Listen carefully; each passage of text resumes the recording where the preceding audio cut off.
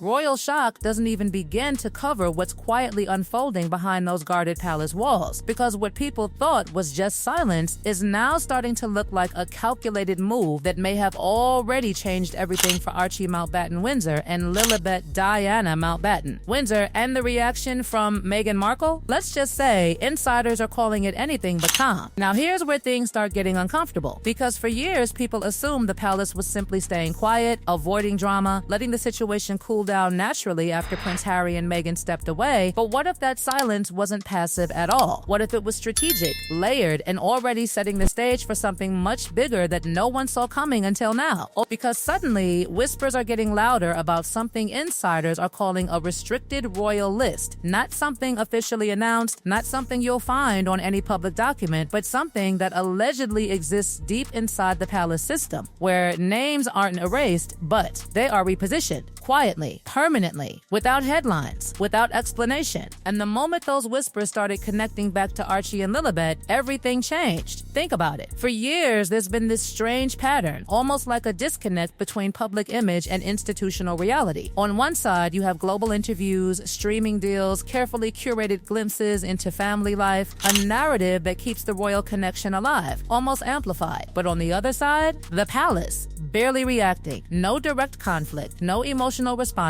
just a steady, almost cold adherence to rules that don't bend no matter who's involved. And that's where this alleged restricted royal list starts making sense in a way that feels almost too precise to be coincidence. Because this isn't about removing anyone, it's about classification. It's about drawing a line that doesn't need to be announced, because it's enforced through systems, records, and recognition, or in this case, the quiet absence of it. That's the part people miss. This system, it doesn't react emotionally. It doesn't respond to interviews, headlines, or even public sympathy. It follows rules that were locked in place long before any of this current drama existed. And once those rules are triggered, the outcome isn't debated, it's executed. So now imagine being Meghan. Imagine building a global narrative where your children are not just part of the royal story, but central to its future identity, while behind the scenes, a completely different classification might already be taking shape. Because insiders are hinting that this restricted status doesn't mean exclusion, it means limitation, limited recognition, limited integration, limited future positioning inside the monarchy's official structure. Not erased, but not fully included either. And if that's even partially true, then the implications are massive. Because everything, and I mean everything, about Harry and Meghan's post-royal identity is built on that connection. The idea that they stepped away, but still remain tied to the core of the institution. That they chose independence, but didn't lose relevance. But what happens when that connection isn't just weakened, but quietly redefined? That's where things reportedly start to get tense. Because according to people watching this unfold closely, Meghan didn't see this coming. Not like this. Not in this form. There were always disagreements, always distance, always tension between both sides, but a structured behind-the-scenes classification that could shape her children's long-term position, that hits differently. It's no longer about public perception. It's about official placement. And placement inside a system like the monarchy is everything. Now step back for a second and look at the timeline, because this didn't just appear overnight. There have been signs, small, quiet, easy to overlook, but when you connect them, they start forming a pattern that's hard to ignore. The way Archie's early records sparked subtle questions. The way Lilibet's arrival didn't follow the traditional royal acknowledgement process. The way official confirmation seemed different, less integrated into the usual system. Individually, each moment looked minor. But together, they start to look like checkpoints, like steps in a process that was already moving forward while the world was focused somewhere else. And now, with this restricted royal list rumor surfacing, those moments don't feel random anymore. They feel intentional. And here's the twist that's making this even more explosive, because it's not just about the children, it's about control. Control over the narrative, control over the structure, control over who belongs where and under what conditions. Because once a system like this draws a boundary, it doesn't go back and explain itself, it simply continues forward as if the decision was always meant to happen this way, which leaves Meghan in a position that's complicated to say the least. Because on the outside, everything still looks the same. The title still exists. The public identity hasn't suddenly disappeared. The connection hasn't been officially cut. But inside the system, that's where things may have already shifted. And when that realization starts to settle in, when you begin to understand that the rules you thought could be influenced were never designed to move in the the first place, that's when the reaction changes. Not loud, not public, but intense. Because this isn't just about what's being said, it's about what's being done without saying anything at all. And if this alleged move is real, then the biggest question isn't what happens next. It's how long this has already been in motion before anyone realized it. And here's where everything starts to tighten. Because once you accept that something like a restricted royal list could exist, even unofficially, the next question becomes unavoidable. Who decided it? And more importantly, when was it actually set in motion? Because people close to the situation are quietly suggesting this wasn't a sudden reaction, it wasn't triggered by one interview or one documentary or one public appearance, it was a slow, calculated alignment of rules being applied exactly as they were always written. And that's the part that makes this feel less like drama and more like a system closing ranks in a way that no one on the outside could interrupt, not even someone as visible and influential as Meghan Markle. Because influence works in the public world, it shapes headlines, it drives conversations, it builds narratives. But inside an institution like the monarchy, influence doesn't rewrite structure, it doesn't override precedent, it doesn't change documentation, and once documentation starts reflecting a certain direction, that direction becomes reality whether anyone agrees with it or not. And that's exactly why this alleged shift hits so hard, because it doesn't come with the press conference, it doesn't come with a denial or confirmation, it just shows up in subtle ways, in how things are recorded, how things are acknowledged, how things are quietly categorized behind the scenes, and suddenly, what looked like distance starts to look like deliberate separation. Not emotional, not personal, but procedural, almost clinical in the way it unfolds. And if you look closely at how the palace has handled every moment connected to Archie Mountbatten-Windsor and Lilibet Diana Mountbatten-Windsor, you start to notice that consistency, that same pattern repeating itself again and again, where nothing is openly denied, nothing is aggressively confirmed, but everything is handled just differently enough to signal that something is not quite aligned with the traditional framework. And that difference, that subtle shift, is where the real story lives. Because in a system built on precision, even the smallest deviation carries meaning. And that meaning doesn't need to be explained because it's understood by those who know how the system operates. And that's where this alleged restricted classification starts to feel less like a rumor and more like a logical conclusion drawn from a series of quiet, consistent decisions that all point in the same direction. And if that's the case, then Meghan's reported reaction becomes easier to understand, because this isn't about headlines or public image anymore. It's about something much deeper, something that affects how her children are positioned, not just today, but decades from now, how they are recognized, how they are included, how they are remembered inside an institution that measures everything through records, lineage, and official acknowledgement. And when that acknowledgement starts to shift, even slightly, it creates a ripple effect that changes everything connected to it, including the narrative that has been carefully built around staying connected while stepping away, because that balance only works if both sides are still operating within the same framework. And if one side quietly redraws that framework, then the entire story begins to change whether anyone publicly admits it or not. And that's where the tension reportedly escalates, not in loud confrontations or dramatic public statements, but in private realizations, in moments where the implications become impossible to ignore. Because once you understand that the system isn't reacting to you, it's simply continuing without you in the same way you expected, that's when the real impact hits. And for Prince Harry, this reportedly carries a different kind of weight, because unlike Meghan, he knows exactly how that system works from the inside. He understands what it means to be fully integrated into it, to have a defined place within it, to be recognized not just by title, but by structure. And now he's watching that structure apply itself in a way that places his own children in a category that feels separate, not disconnected entirely, but not fully included either. And that's a space that doesn't come with clarity, it comes with questions. Questions about the future,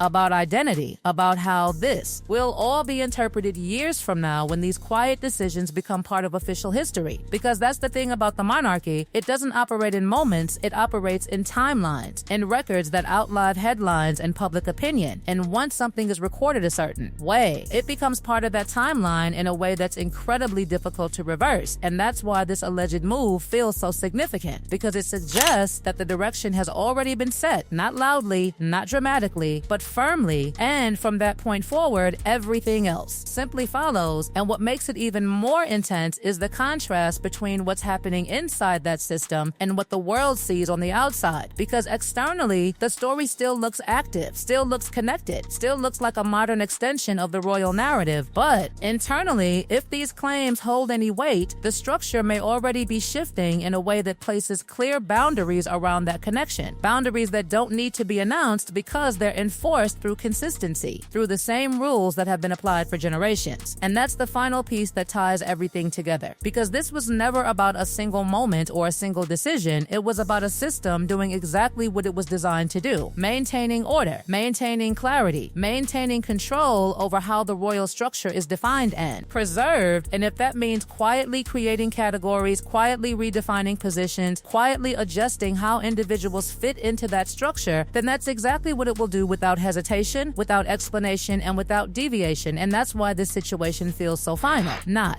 because anyone has officially declared it to be, but because the pattern suggests it was always heading in this direction long before anyone started paying attention. And now that the pieces are starting to align, the picture that's forming is one that raises a single, unavoidable question, not about whether this is happening, but about whether it was ever possible for it to happen any other way.